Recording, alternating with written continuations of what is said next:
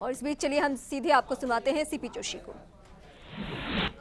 मोदी के उस पर रोक लगा दी बीजेपी की बड़ी। पहले जानकारी लेकर फिर उसके बाद प्रश्न करें, अच्छा रहेगा। एजीएम की मीटिंग हुई है, एजीएम की मीटिंग में सर्वसम्मति से फैसला हुआ, उसके बाद ही हुआ। पिछली सरकार ने गलत ढंग से निर्णय लेकर चुनी हुई एक आरसी संस्था को भंग किया है और उसमें स्पोर्ट्स काउंसिल के जो स्पोर्ट्स के जो सेक्रेटरी हैं उन पर अपील करने का अधिकार था और अपील के बाद उन्होंने निर्णय लिया है।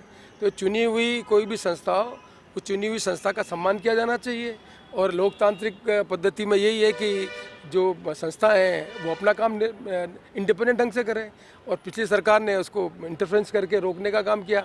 आप सब जानते हैं कि राजस्थान में क्रिकेट क्यों नहीं हो रही। राजस्थान में क्रिकेट नहीं होने का सबसे बड़ा कारण ये है, बीसीसीआई 3 बातें कर रही है। एक, नागौर डिस्ट्रिक्ट क्रिकेट एसोसिएशन ने बीसीसीआई के खिलाफ कोर्ट में गए, इसलिए उनके खिलाफ कार्रवाई की जाए।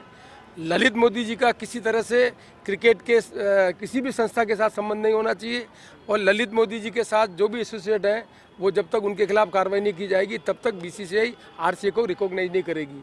कोर्ट के फैसले के बाद एजीएम हुई, हाई कोर्ट के जज बैठे और सारे डिस्ट्रिक्ट एसोसिएशन ने एफिडेविट लिख के भेजा। उसमें एक कंडीशन थी, उस कंडीशन को फुलफिल करने की जिम्मेदारी किसकी है? सेक्रेटरी आरसीए ही नागौर डिस्ट्रिक्ट क्रिकेट एसोसिएशन के सेक्रेटरी हैं। उनको जनता के बीच में आकर प्रेस के माध्यम से आके बताना चाहिए कि ललित मोदी जी ने क्या क्लब की मेंबरशिप से त्यागपत्र दे दिया, क्या उनके खिलाफ कार्रवाई की गई है।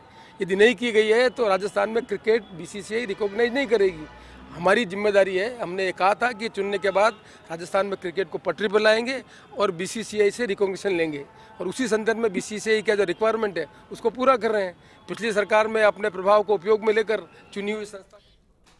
तो राजस्थान में क्रिकेट को लेकर किस तरीके से राजनीति हुई है उस बात का जिक्र कर रहे हैं। कौन कौन से लोग दोषी हैं, कौन आरोपी हैं, उन पर कार्रवाई नहीं हुई उस बात का भी जिक्र। लेकिन इस बीच